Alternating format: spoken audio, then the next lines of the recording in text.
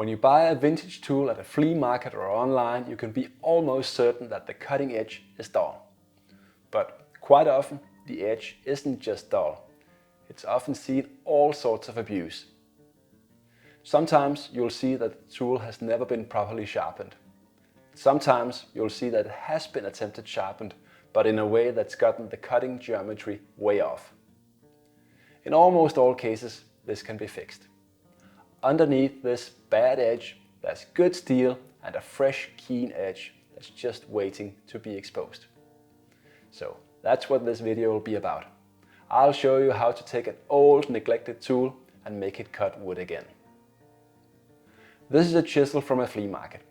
It's a good quality tool, but it looks like it's never been sharpened. Perhaps you can see the rough grinding marks on the bevel side of the edge. Those are the factory milling marks. The back of the tool also has the matte sheen that shows it's never been polished.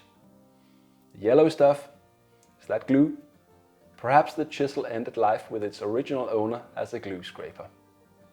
Something that surprises a lot of people is the fact that when you buy a new edge tool, it usually doesn't come sharpened from the factory. So a brand new chisel or plane will usually not cut very well out of the box. I think this is one of the things that often puts people off from using hand tools, because the initial experience is so disappointing. Only expensive premium tools come pre-sharpened, and even these tools will benefit from a honing before you put them to use. Perhaps you can also see that the edge of this chisel is quite chipped. So it seems that the tool has been used at least once. Most likely it's been a pretty bad experience because it was never sharp. Perhaps that's the reason the tool has been put away and never resharpened. This is actually good for me because there's still a lot of steel, and the geometry of the edge, the 25-degree bevel that the factory made, is still intact. All I need to do is to grind away the chipping, hone a 30-degree micro bevel, and polish both sides of the edge. This should give me a very keen edge that can shave off end grain without problems. Here's how I go about it. First, I grind off the chipping at the edge. To make sure I grind it square, I use my square and a Sharpie marker to draw a line right at the edge. Then I grind it flat until all the chipping is gone. Only very little material needs to be removed, so I'm being very careful here.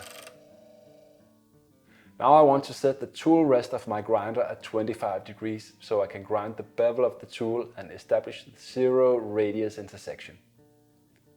To get the grinding angle right, I'm making a small angle gauging block.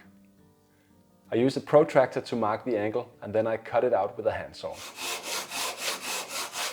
At the bottom of the block, I've marked the thickness of the chisel. I want the grinder wheel to make contact right in the middle of the bevel, so the chisel will be ground at 25 degrees.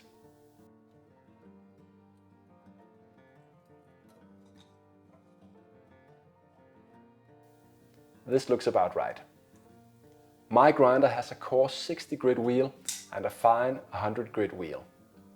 I'm setting both at the same angle, and generally I always grind my tools at 25 degrees, so I should never need to readjust these tool rests. You don't need 2 wheels on your grinder, just one wheel of around 60 to 100 grit is fine. 2 things are important with a bench grinder. First thing is that it should have an adjustable tool rest like the one I've just shown you. Second, it should have a good grinding wheel that runs without too much vibration. The wheel on my grinder is made of white aluminum oxide. This is a friable wheel, which means that the surface of it can be renewed when it gets dull or clogged up with metal particles. I use this dressing tool, which has coarse diamond particles on it, to renew the surface of the wheel. I use this whenever the surface of the wheel gets darker from steel particles embedded in it. The dust from the wheel should never get in your lungs, so I'm being careful not to breathe it in. A freshly dressed wheel will cut much faster and much cooler. The reason you want the wheel to cut cool is that you don't want your tool to overheat. If the steel gets too hot, it'll lose its temper or hardness. You can tell if your tool has lost its temper if the steel suddenly turns a dark blue at the edge. If that happens, the entire blue area needs to be ground away.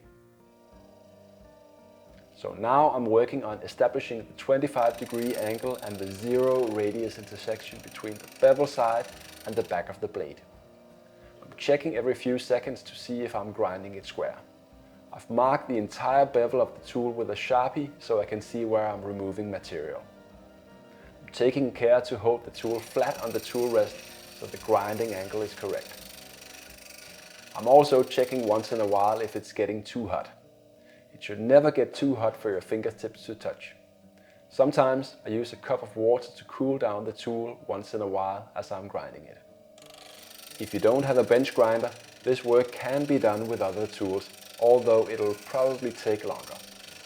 One method would be to use a belt grinder. Another would be to use coarse sandpaper that you put on a flat surface, such as a piece of glass or tile. If you search on YouTube, you should be able to find information on either of these methods. Now I'm done grinding. All the Sharpie marks are gone, and I've ground a bit more after that to remove the flat at the edge of the tool. So I'm back at a 0 radius intersection. The edge is ground square and at the correct angle. Now I need to hone and polish it to make it sharp and strong. I'm starting with the back of the tool. I want it to be flat and polished to a high shine. From the factory, it's rarely perfectly flat, and it's usually not polished either. Here you can see what the first few strokes on the coarse stone did. I need to keep on working until the factory grinding marks have been removed from the entire edge. This can take some time with a new tool, but it's a job you only need to do once. Once the back of your tool has been polished, it'll stay that way regardless how often you grind the bevel side. My sharpening stones are actually not stones, but steel plates with diamond dust on them. I have one that's coarse and one that's extra fine. The big advantage of diamond plates is that they don't get hollow as you use them, and they just need a splash of water for lubrication and to remove the metal particles that are ground off. Water stones or oil stones get hollow with use, so you'll need to flatten them from time to time, for example with sandpaper on a piece of glass or with a coarse diamond plate. Now we're getting closer. Just a bit more work with the coarse grit.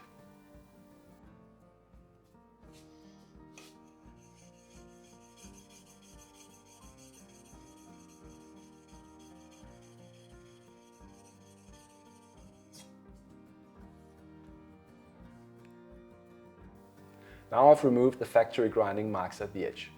The next step is to polish it. So I'm moving on to my fine stone.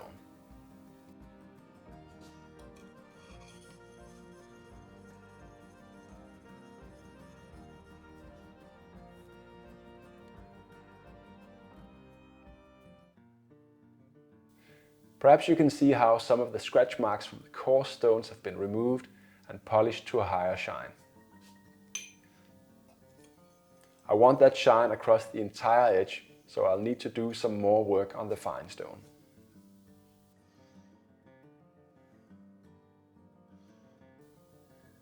This looks okay. Note that this job of flattening and polishing the back only needs to be done with your chisels. With plain blades, there's a trick you can use which saves quite a bit of time. It's known as the ruler trick. It works like this. You place a thin steel ruler on your sharpening stone before you start polishing the back. This creates a slight angle, so you're only polishing the very edge of the tool. This works well for hand planes because it only makes a minimal difference in the cutting geometry. But for chisels, I don't recommend it. The back of a chisel should be perfectly flat because that'll allow you to make a flush cut using the back of the tool as a reference surface. Now I'm ready to start working on the bevel side. I want to hone a micro bevel at 30 degrees. So first, I'm making a block of wood that's 30 degrees. Then I'm using the block to set the chisel correctly in my honing guide. So edge tools can be sharpened freehand, but I've found that I get more consistent results, less effort, when I use a honing guide. This is a so-called eclipse style honing guide, which has a roller under it and 2 jaws on the sides to grip the tool. In the case of this particular honing guide, the offset for a 30-degree angle is around 29 millimeters. I've made a holder for my sharpening stones that has stops built in that makes it easy to consistently set the tool at the correct angle in the honing guide. The stop at the left is 25 degrees and the one at the right is 35 degrees. But I actually only use the one in the middle, which is 30 degrees. So now I start working on the core stone. I'm checking to see if I've established a micro bevel all the way across the edge, and I'm feeling for a hook burr with my finger.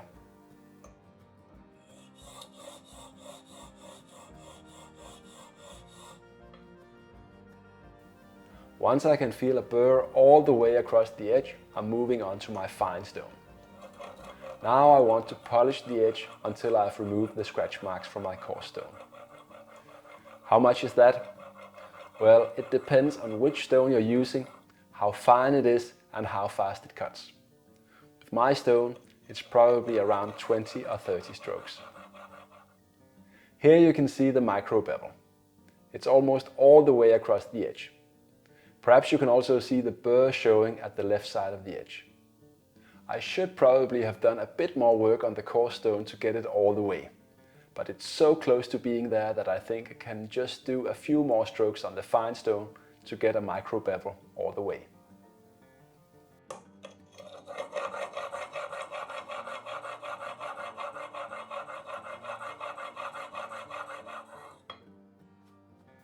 Now it should be okay. The final step now is to polish the edge so it gets the last bit of strength and sharpness. For this I'm using my strop. The strop is a flat piece of wood with some leather glued onto it that has been charged with a fine aluminum oxide honing compound. First I'm stropping the back of the tool. Note that I'm only pulling the tool. If I move it back and forth as I did on the stone, it will dig into the leather. I'm making sure to hold the chisel flat on the strop so I won't round over the edge. To get a good polish on the back of the tool, I'm stropping it quite a lot. This will remove the scratch marks from the fine sharpening stone. Here you can see the almost mirror-like polish. And here you can see the wire burr that fell off during the stropping process. Now I want to strop the bevel side of the tool. I do this freehand. First I feel for the 25-degree primary bevel by tilting the tool a bit up and down. Once I feel it, I tilt the tool upwards a bit to hit the 30-degree micro bevel. I'm trying to be reasonably accurate, but because the leather is soft, it still works fine if I'm a few degrees off. Again, I'm only pulling the tool so it won't dig into the leather. I'm doing around 50 strokes on the bevel side. In my experience, more stropping is better than less, especially if you're about to do a job where you need a really keen edge. Then I'm switching back and forth a few times between the back and the bevel side. In that way I'm making sure all of the burr has been removed.